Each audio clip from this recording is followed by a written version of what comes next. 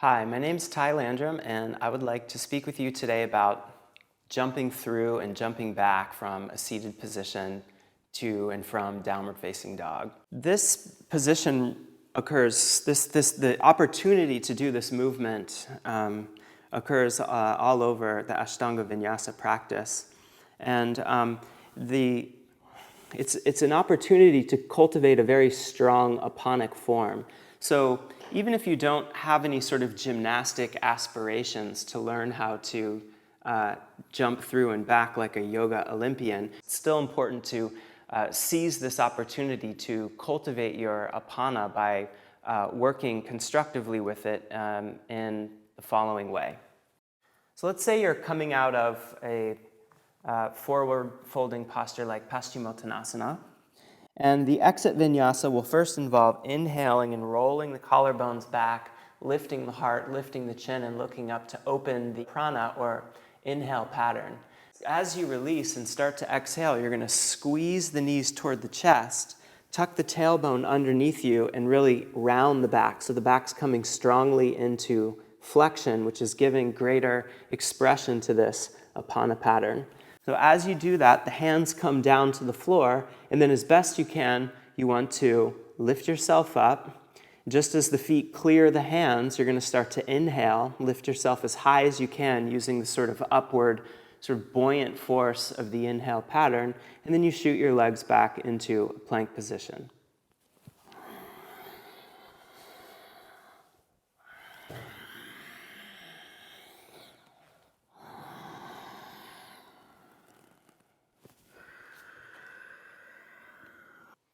Now, those movements are, of course, much easier said than done, but they at least demonstrate for you what the basic breathing and movement pattern is. So just to repeat, to show you again in real time, as you come up out of the fold, you're going to open the inhale pattern, and then releasing, you start the exhale, you're going to squeeze in and lift up using the buoyancy of the inhale. You start inhaling right about there, and exhale back to Chatwari.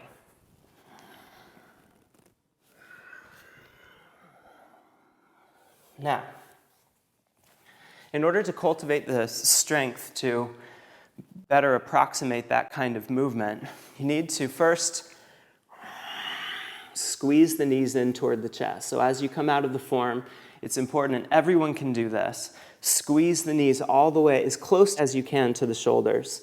And ultimately, you want to bring the knees to come all the way to the shoulders and against the ribs, and to stay there even as you execute the form. Then you're going to take the hands down and lift up as best you can. Now, if you find that you can't lift your knees all the way to your shoulders and your feet are hitting the ground, then it may be that you're making the very common mistake of trying to use extension in your back to push your feet back behind your hands. So this is a sort of misconception of what the movement is like. In order to do this movement, you have to stay firmly tucked and then lift yourself up and rotate around the shoulder joints. So there's a strong lifting action from the pelvic floor that goes all the way up the midline of the body. But the shoulders themselves, the shoulder girdle itself, is actually working quite strongly to help sort of rotate the body around the shoulder joints. So the feeling is as if you're jumping off a diving board and doing a sort of forward somersault. You have to keep your center of gravity over your hands in order to get the right amount of lift and in order to maintain control over the whole movement. So that means you have to keep your lower back strongly in flexion. And for many people, this is difficult. So the way you can cultivate that is just by squeezing in each time very strongly. Then the hands are going to come down. You stay tucked, and again, you lift straight up. See, the knees are still against the ribs. Okay? So, squeeze in, stay tucked, and then let's say you can't get all the way through, your feet are sort of hitting the floor. So no problem. What you're going to do is take your hands forward just a little bit, and then straighten your arms, and you're going to lift up into Tolasana. So you're going to pull your knees up towards your ribs again as much as possible and give a little hop, and that's where you'll take the inhale.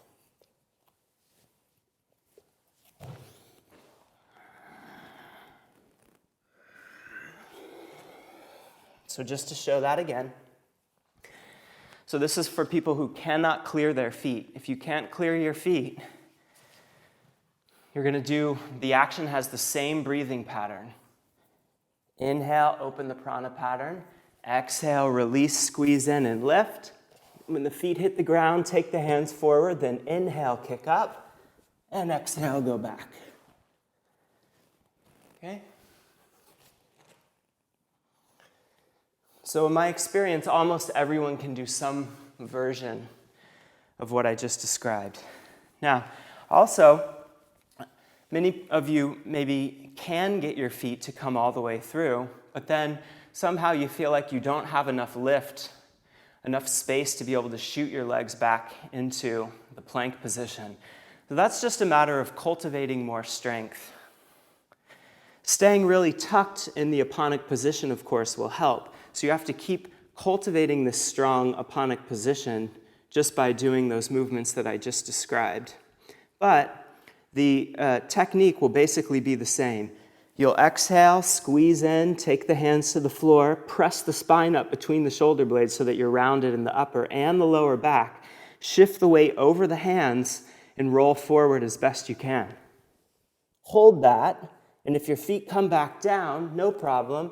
Then you'll kick up, inhale, and tuck as best you can so that you have one final opportunity to cultivate the apana pattern, and then take it back.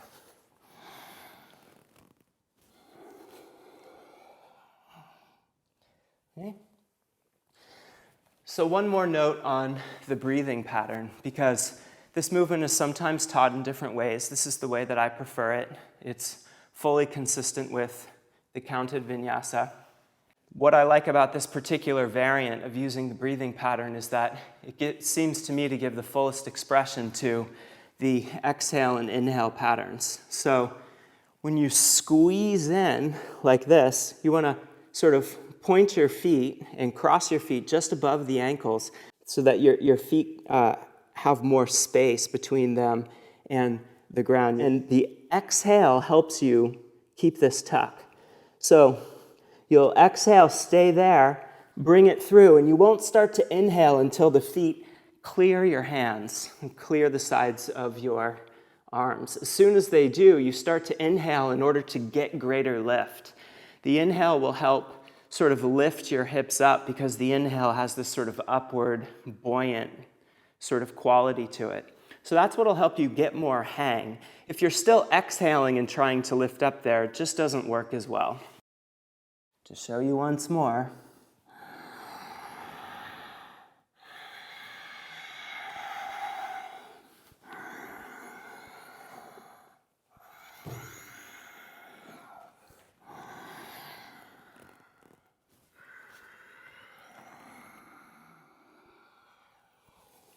Okay, so let's say you put all of that together and you find that it's not quite enough, that even doing the movements as I described them and working with the breathing pattern as I described still doesn't give you quite enough lift to be able to shoot the legs back.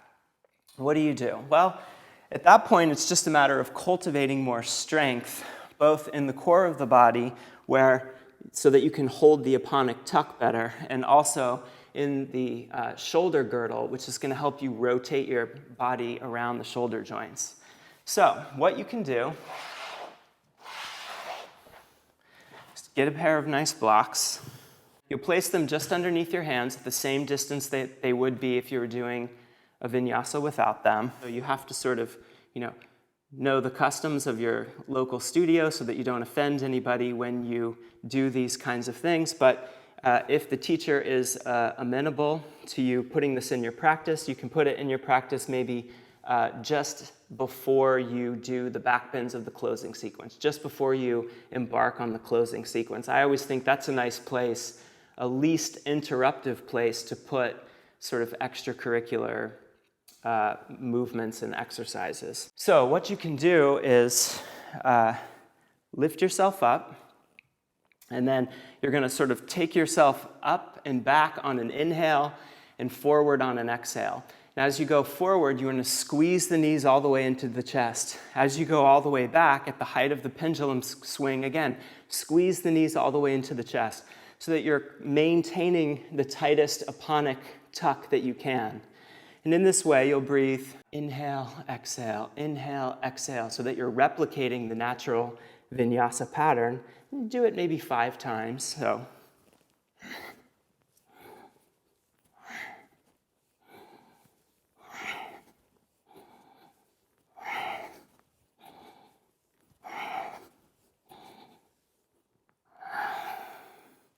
And then you can come down and take a break, give yourself 30 seconds or so to catch your breath, and then do it again. Maybe you repeat that 3 times, and then go ahead into your back bending sequence. And this will strongly help you to sort of cultivate the aponic form and the strength in the shoulder girdle that's necessary to get this movement.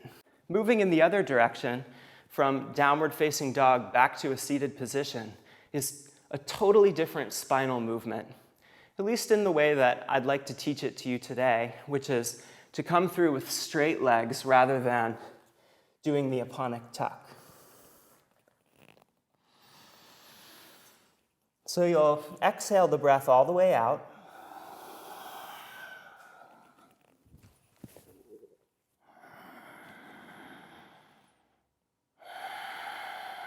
And then inhale as you land. This is just a sort of rough rule of thumb. You could, of course, start the jump at the very end of the exhale, or maybe even start the inhale as you're coming through. But you're basically doing it at the end of the exhale, at the beginning of the inhale. The movement is happening there, in that space between the exhale and the inhale. And to come through with straight legs like that, what you need is to have a very deep flexion in the hips. You need a very deep forward fold. So in order for that to happen, the sitting bones have to go way back, and the pubic bone has to dive back and reach toward the coccyx. Okay? So this is the very opposite movement in the pelvis of the aponic tuck, which involved sort of lifting the pubic bone up toward the navel and letting the coccyx drop way down and up. Here, we're going to reach the pubic bone down away from the navel and let the tailbone sort of be naturally lifted with the rest of the pelvis. Okay? The other thing is, when you're jumping through, you want to stay pretty low. You don't want to take your hips really high and try to pike through. That's a beautiful way of jumping through, but it's much more difficult than just the sort of jump through that I showed you. It takes a great deal more control, more lift, and a deeper depth of fold. So it's certainly a kind of jump through that you would want to learn after you get the hang of jumping with the hips somewhat lower to the floor. So you'll bend your knees, you'll look forward to about the same point you would look in chaturanga, just a few feet in front of your mat, maybe there or so. And you try to keep the hands way out in front of you so you get long behind the shoulders, long through the waist. Keep the sitting bones lifted really high, and try to keep all that length, keeping the sitting bones back as you throw the feet through so that the feet clear the hands. As you come through, you want to try to kick your thighs all the way to your ribs, but keep the pubic bone reaching back behind you. Like that. Okay?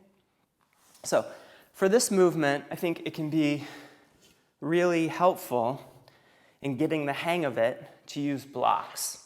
So even if you just use them just for a day, just to sort of get the sense of the movement so that you start sort of trusting that you can jump through like that. And of course, in order to do this movement, you need to be able to get your ribs all the way down to touch your thighs. If your forward fold is not deep enough yet to do that, it's very unlikely that you'll be able to clear through with straight legs. In that case, you might learn to jump through with a sort of aponic tuck until your forward fold gets deeper. It's just a different technique. But for this one, you do need to get a deep enough fold for your rib cage to touch your thighs And if you have that, then you can definitely do this jumping through with straight legs technique. You just need a little trust. So the blocks can help build trust by giving you more space to lift your feet up. And what you might find is that when you jump through, even with the blocks, you keep sort of putting one foot down to touch the earth. And that just means that your body's not fully trusting this action yet. And so you just need to sort of occupy a different mental space, get in a space of trusting the movement itself, and get your feet up. So again, you go back into downward facing dog, bend the knees, keep the pubic bone lifting way back, so don't tuck and round the lower back. Try to keep the back almost an extension even as the feet come forward. The back will naturally get pulled into flexion as you jump forward, but you resist that as much as possible as you're coming through. Jump your feet all the way beyond the mat and try to keep yourself lifted up so you don't hit the floor too hard. Hands way out in front of you. Exhale the breath out completely or almost all the way, and then jump through mostly empty of breath. And then inhale.